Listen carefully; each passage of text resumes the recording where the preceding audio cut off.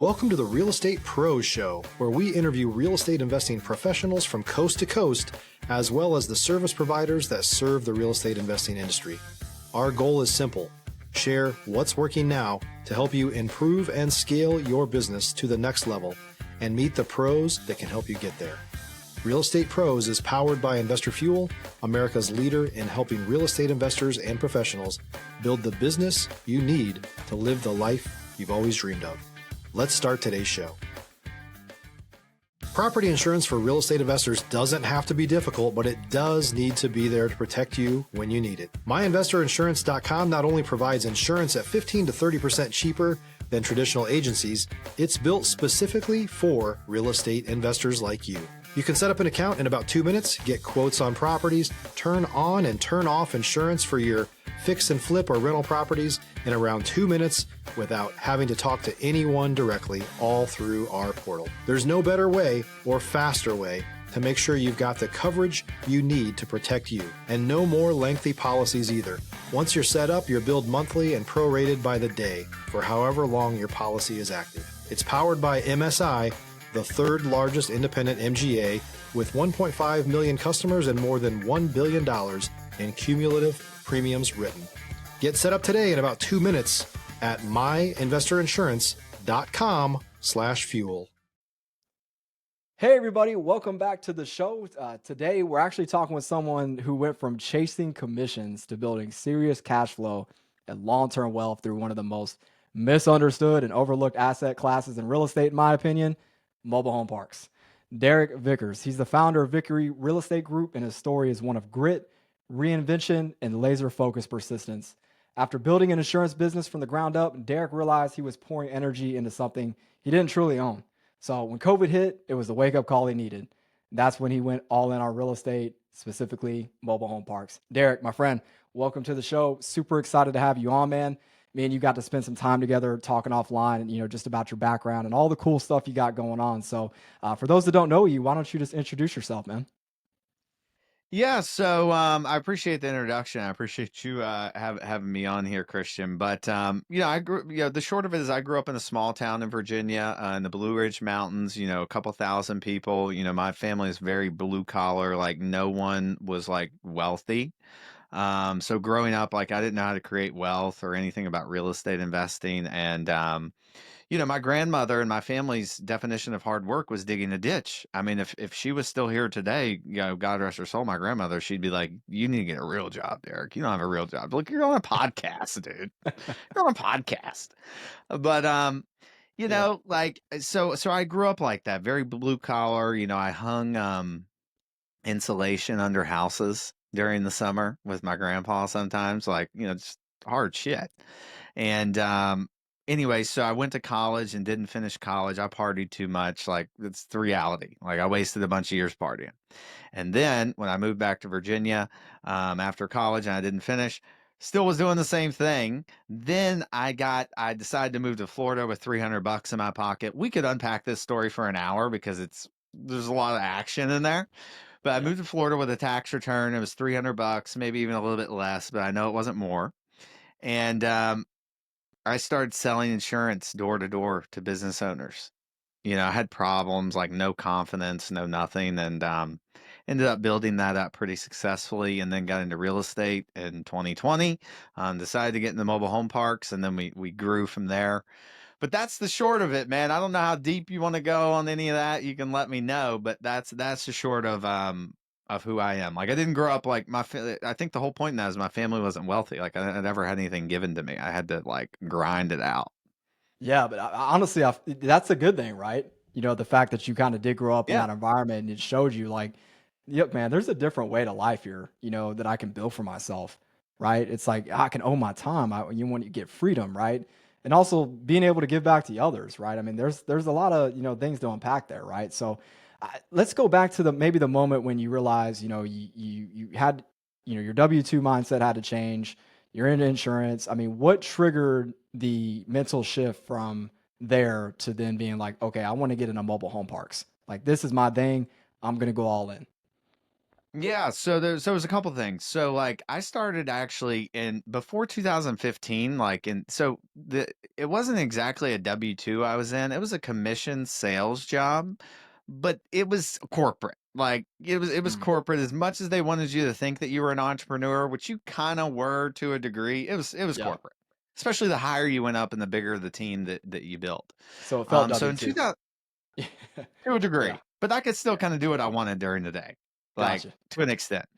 But in 2015, when I started listening to Grant Cardone, he had this show called Real Estate Investing Made Simple, and he taught you how to underwrite deals. And I'm like, dang, because I always thought that someone that basically had $100 million net worth got a paycheck for $100 million. I didn't know anything about equity or building wealth or anything, and I found that out through him. And so I actually looked at deals from 2015 to 2020, just apartments, not mobile home parks. And then 2020, COVID happened, and our team was crushing it. I had 100 salespeople on my team. We were doing really well, and I had people from corporate that were actual W-2s and salary that had never freaking made a cold call in their damn life were telling me that like, hey, we should change the business. Like, hey, you Mm, should do stuff this way. And I'm like, nope. look at the scoreboard. Like, look at the Right. scoreboard, dude.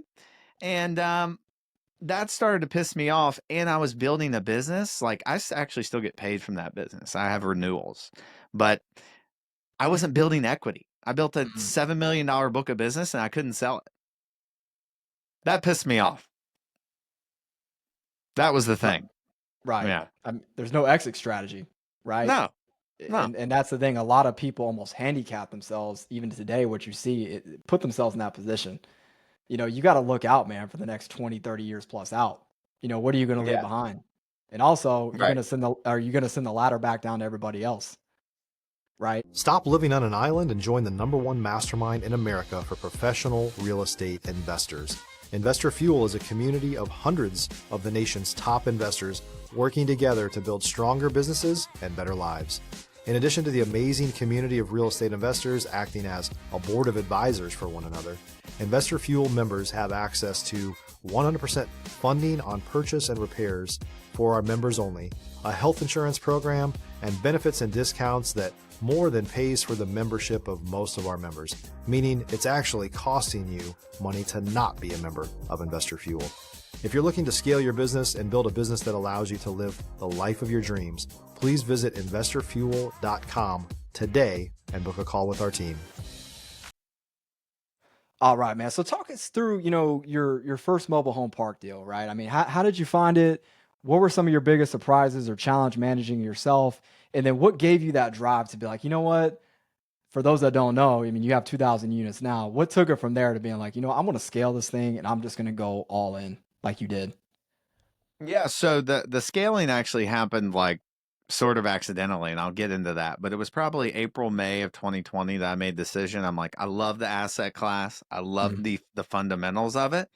I'm going all in on it. So I found a list in Florida, started cold calling between my meetings, the insurance meetings and my recruiting meetings to get people on my team. And I was finding deals because in insurance, you inevitably learn how to hunt, right? And how Mhm. to find deals. And I was really good at that. And so I actually met a guy who was, he had some capital, but he was a friend of a friend. And I just started sending him deals. I'm like, hey, look at these deals. What do you think of these deals? Because he liked the asset class. And he would tell me, yeah, it's a good deal. You're underwriting this right or you're underwriting this wrong. So he became sort of a mentor. And I was at his house one day and I told him I wanted to build a massive real estate portfolio. And he was like, oh, really? I'm like, no, I want to do it in mobile home parks. And so it come like we had looked at deals. I tried to put stuff under contract and whatnot. I could talk about the mistakes, but it was in September of 2020 that he called me one day and he's like, hey, Derek, I actually had this deal under contract in Cocoa. The guy, my operating partner, backed out last minute. We're closing in a week. Do you want in? And I'm like, absolutely. I don't care what I have to do.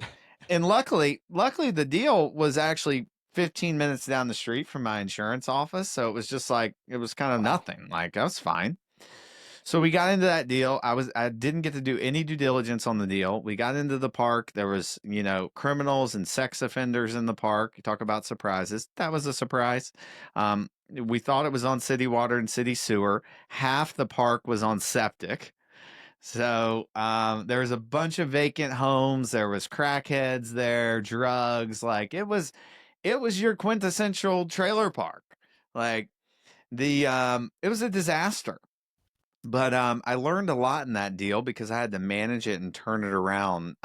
So we bought that deal for $425K. We put in about $75K of CapEx into that deal, and it was next August we refinanced it, and it appraised because we paid cash for it. It appraised at 1.75 million within that Wow. time. So we crushed it. We crushed Wow. it on that deal. But within that time, like I had still been building up this pipeline of deals. After we closed this one, we also found like a little wrinkle in the market where it was like, hey, these types of deals really work. And that gave us more confidence. I'm like, okay, this deal worked, this deal worked, this deal worked, this deal will work. And so, Christian, we basically found, so you know how when you talk to a seller, and even if they're not a seller right now, like they don't have anything going on where they have to sell, they do have a price that they would sell at. That's right. They're kind of FU price. So I figured out that the seller's FU price was, to me, I was stealing it. So I was just like, offer, offer, offer, offer, offer. And they're like, fuck yeah, hell yeah, I'll sell at that. And so like we closed on our next deals in February of 2021, but it was 4 deals at one time. It was like 100 and I don't know, maybe 150 or 160 units. Wow. And then we just started like buying more and more and more. And before you know it, like, holy shit, we have this business now. So it really didn't, If you're looking for consistent, high-quality leads, look no further than Investor Machine. Investor Machine isn't just another agency, it's the most sophisticated, data-driven lead generation company on the planet for real estate investors, and serves the role of being not just a lead generator for your business, but a marketing partner that is helping you achieve your goals along the way. Go to investormachine.com to learn more and schedule a call with our team today.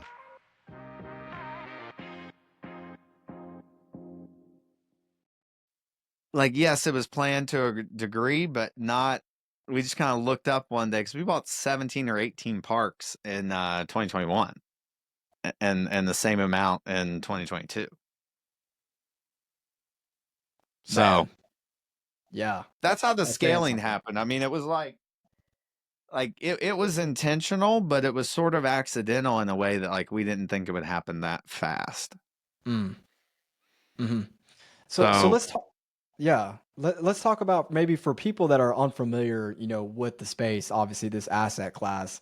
What makes mobile home parks, specifically more scalable and sustainable, other than ties to real estate? Because you and I know, and there's everything, man. There's storage. There's all types of stuff that people can get involved in. But what makes this specifically more scalable and sustainable, in your opinion? Well, I don't know. Look, other asset classes are scalable. I don't know Mhm. if this is necessarily more scalable. I mean, to some degree, I mean, it is scalable, but I think the underlying fundamentals of the asset class is really what I like. Low supply, you can't build them. Christian can't go and I forget the count. What county is Charlotte in? I forget. Mecklenburg. Mecklenburg. Mecklenburg, that's right. You hmm can't go to Mecklenburg County and say, "Hey, I want to develop a mobile home park in Mecklenburg County." They'd be like, "Sorry, you're not going to do that." Literally. No, thank you. Uh, Like, so there's high barriers to entry. There's low supply and there's high demand for affordable housing because mobile home parks are the cheapest place in town.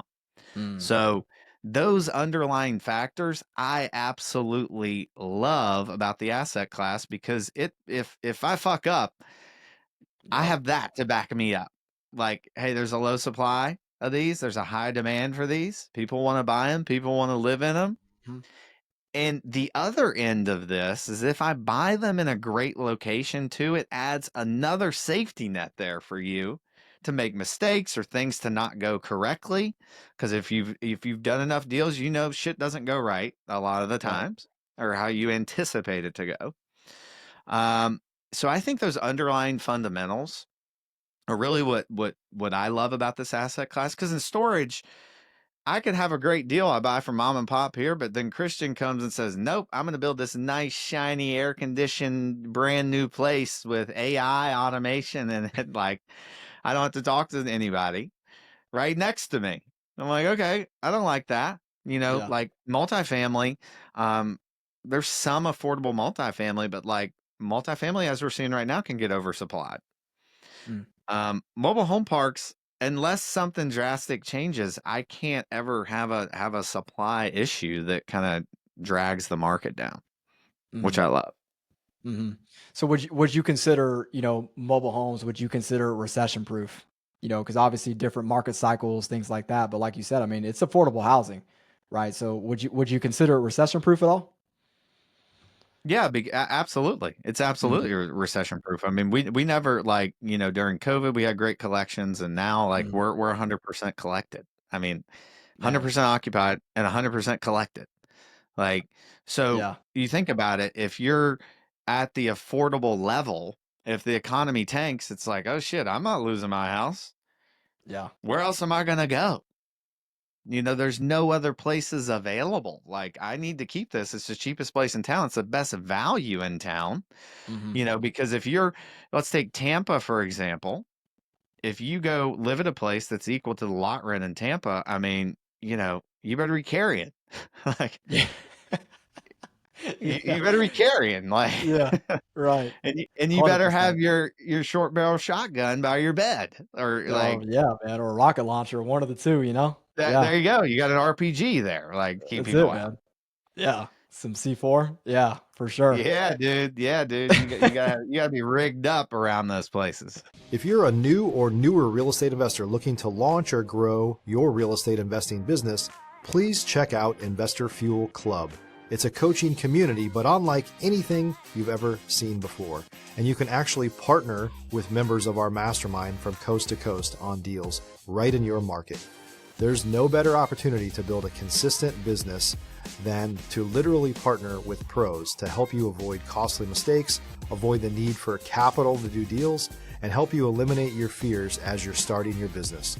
Learn more about Investor Fuel Club at investorfuel.com/club.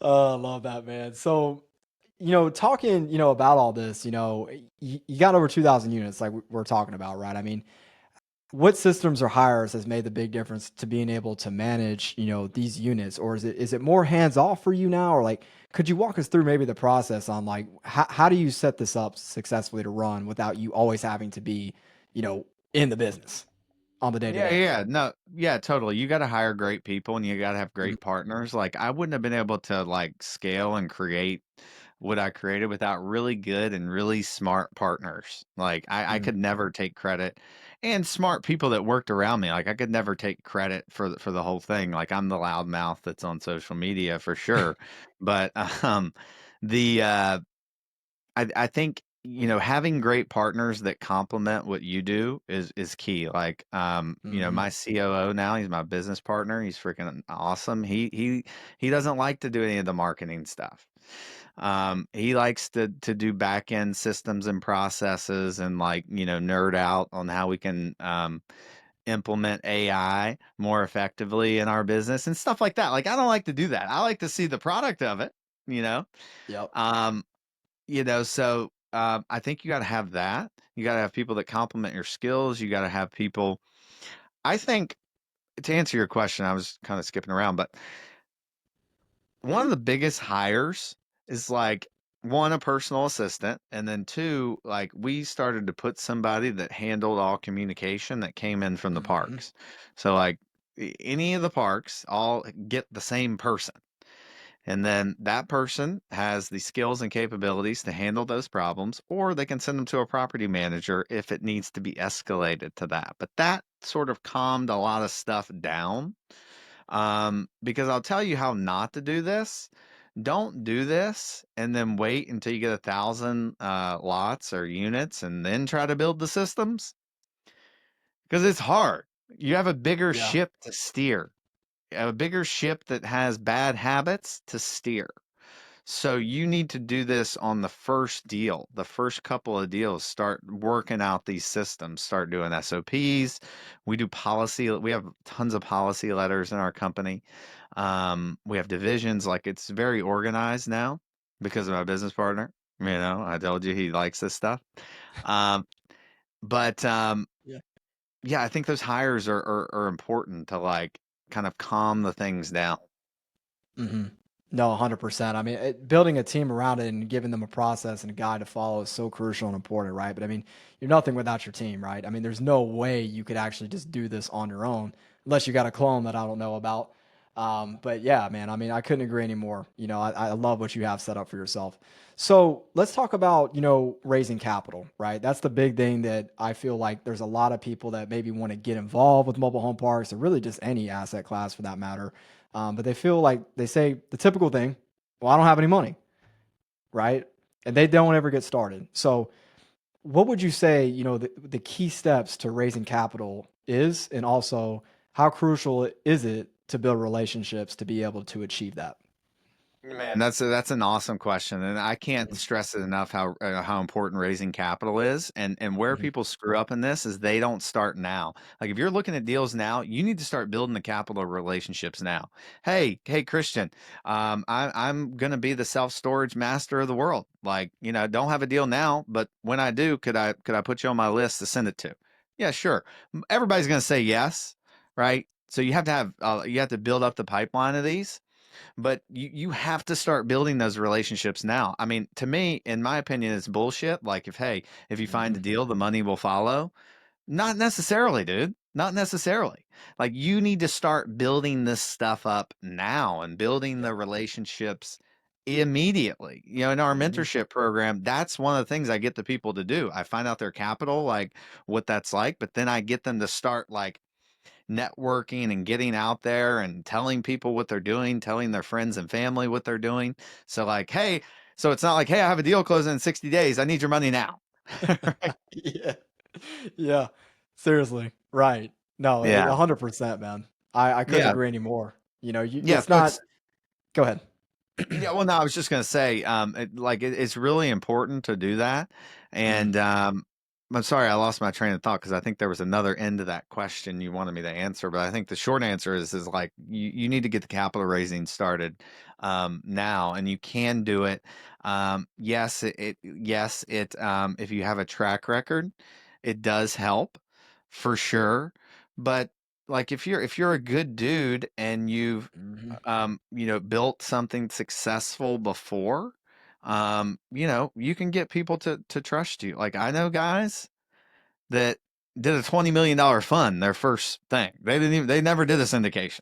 They just put together a $20 million fund. Wow. So, like, you know, you can do it. Mhm. You can do it. And Yeah. yeah, it's important. I think it's the lifeline, man, because if once you can have those people in your back pocket and you can build that trust, that foundation with that person, it is going to literally catapult you for the rest of your life because that is a skill that you can never lose, right? And it's something that, like you said, right? It's like, well, I'm not going to get it. And 30, 60 days goes by and they get discouraged, but it's like, no, it's a continuous process of being able to build these and keep them, right? Yeah. But it's also like you were saying, I mean, you have to be transparent also, right? What type of value are you bringing to the table, right? Because you can't just go up to Joe or Susie and be like, hey, like you said, I mean, can you lend me $100,000 here, man? Like, I'll promise to give it back to you in 80 days or whatever, right? And it's like, no, you got to know your numbers for sure, right? The deal has to make sense. And three, just be transparent about where you're at, right? And it's really going to relieve Yeah. the pressure off you. So for sure. So what is your approach when you're evaluating a deal, right? I mean, could you list out maybe some of the top red flags you look out for where you're like, oh man, this is just not a deal, right? And then also listing out some of the green lights, right? Like specifically, what are you looking for in your buy box criteria that makes a deal make sense, because there's also, you gotta know your numbers, but you also got to know where you're at with what you're looking for. So why don't you walk us through that? Yeah, so I look for, green flags. Obviously the numbers have to work. If the numbers don't work, then like I'm not going to find any red flags. Like, cuz I'm Mm, not even going to look at the deal. yeah. So the numbers have to work for me at first, right? Um, I have to have a deal that I can somehow turn into a 10 or 12 cap in the first year. Right? Mm, I like deals I can crush it on. I don't like deals I just do okay on. I like to crush it on deals. I like to do really well because I like deals that I can crush it on, because I can promise my investors that, like, hey, in 3 to 5 years, we're going to do okay. But I yeah. think we're going to crush it. And if something doesn't go quite as planned, then we're still good, right? So one, I like deals I can crush it on. Um, is really what I look for as far as a green light. Another green light is like a great location. Like, I don't buy in the middle of nowhere. I don't buy in shitty locations. I buy in Yep. like the big city, like around Charlotte. Love that area. Yep. Phoenix, Tucson. We have a deal under contract in Tucson, Arizona right now. I love that market. We're in Central Florida, dude. Like, we're not in the middle of nowhere. Now there's people that buy in the middle of the nowhere and they do fine, but I like buying in big cities. And yeah, I would say those are probably the green flags, to like, hey, let's go. If I can turn the deal into a 10 or 12 cap and double the value really in the first year or two is what I look for. Red flags, flood zones. I don't do anything in flood zones, especially in Florida. Like, you're just Hmm. asking for it. Um, so I don't do that. Zoning issues, if the zoning's all fucked up and that you can't have mobile homes there and it's weird, and like, so I don't do that. Um, and another thing is, like, if an investor owns a majority of the homes, they're all tenant owned and the tenants all own their homes, but one, like, half the homes are owned by an investor that's making money off renting them. I don't do that. Mm, Um, and big utility issues, like big infrastructure issues, like wastewater plant issues, big septic issues, or things like that. Those I may not walk on, but I'm going to ask for a heavy discount and what it would cost to bring it up to like where it should be. I know that's right. Got to ask for that discount. Absolutely. Everything's Absolutely. negotiable, right?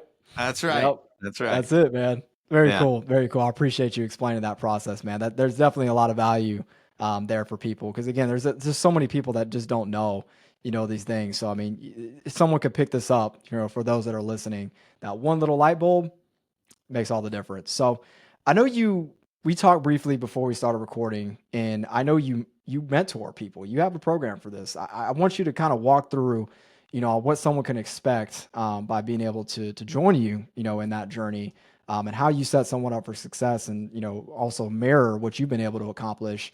And also, I know you talked about you're in the process of raising a fund. You have that going on for you. So why don't you walk us through what you got going on there, man? Yeah, for sure. So our mentorship, it's really a partnership program. It's not like your standard mentorship. Like, it's really an action-based program. Like, I know we were talking about this a little bit before, but it's like we get people into action. Like, we have people that come in that have never sent an LOI before and they've been looking for deals for years. We get them into the point like, hey, here, we think we can pay this for this deal. We're going to start sending out LOIs on stuff, right? And get the flow going and get them over the fear of like, oh my God, what if they accept it? What if they do? I mean, you don't even have a contract, so you really don't have anything, right? What if they do? Right? And then we start sending contracts if they accept LOIs. We get them like basically reaching out to owners. Our acquisitions team will actually start calling on their behalf in their area and generate their own leads. And then my team and I will meet with them once a week to kind of figure out where they're at with the leads. And I have the course and all the data and stuff that like they can study that on their own time. But I'm here to get you results. I love it. So like, let's start taking action, right? We don't need to worry about who's going to fix the damn sewer pipes right now. Like, we don't even have a deal, Yeah. Like even if the Yep. deal goes under contract, we still don't have a deal because we have to go through due diligence and see if we even want to buy the damn thing. Right. So Yep. as long as we're not, if we put $100,000 up for earnest money, I mean, we're going to get it back you know what I mean? So it's like, Mm-hmm. it's really an Yeah. action-based program. I love your approach because you focus on the execution aspect, right? And that's a big thing that, like, there's, no shade to anybody, but, there's, things out there to where, it's more like just a guide and go out and do it, with whatever time you have, right? But I believe in hands-on approach is the best teacher, right? Going in there, like we were talking about before, is just going in there and get your feet wet, right? Focus on the execution, which is getting the contracts, getting the deal, right? Making That's sure right. it goes to the finish line. You can focus on the other aspects when, things arise, right? Like you said, you got all these, issues going on. You got to cross that bridge later, you know? Yes. But Yes. definitely, man. Well, man, I wish we had a lot more time to spend together, but honestly, I feel like with your story and all the value we've unpacked here, I feel like we got a lot of stuff done here, and I know the audience is definitely going to enjoy it. But for those that want to work with you, or those that, where do they need to go to find you and work with you? Yeah, so you can check me out at Derek Vickers 885. I'm on all the social media platforms, Instagram, Facebook, LinkedIn, TikTok, all of them. YouTube, go to the YouTube channel. That's where we have our podcasts and stuff, the MHP Show podcast. We do that every week. If you want to work with me, you can just send me a message. But also, if you're a passive investor and you're interested in looking at this asset class to expand your investment portfolio, you can you can reach out to me on social media or go to victorycapital.com. That's VICKTORY capital.com. And you can download our free ebook that we have on mobile home park investing. Amazing. We will definitely drop those links and descriptions inside of our YouTube. So guys, be sure to reach out to Derek. Derek, my friend, thanks so much for taking the time out of your day to jump on, man. I was definitely had a good time with you, and just wishing you nothing but the best in your future endeavors, my friend. Yeah, likewise, Christian. Thanks for having me on. No, of course. It's my pleasure. Well, hope everyone enjoyed the show. I know I did. And as always, my friends, take care. We'll see you on the next one. Thanks for joining us for today's Real Estate Pros Show. You can learn more about the amazing benefits of the Investor Fuel Mastermind community, including surrounding yourself with hundreds of other rock stars, 100% financing for your deals, and members-only discounts from vendors you're likely already using that, as a member of Investor Fuel, will save you more than the cost of your membership. Visit investorfuel.com to learn more. If you're interested in joining us as a guest of this show, please visit investorfuel.com/pros to apply. You can also check the show notes for access to free resources, how to get access to world-class lead generation, and much more. Don't forget to subscribe so you never miss another episode. Have a great day. We'll see you on the next show.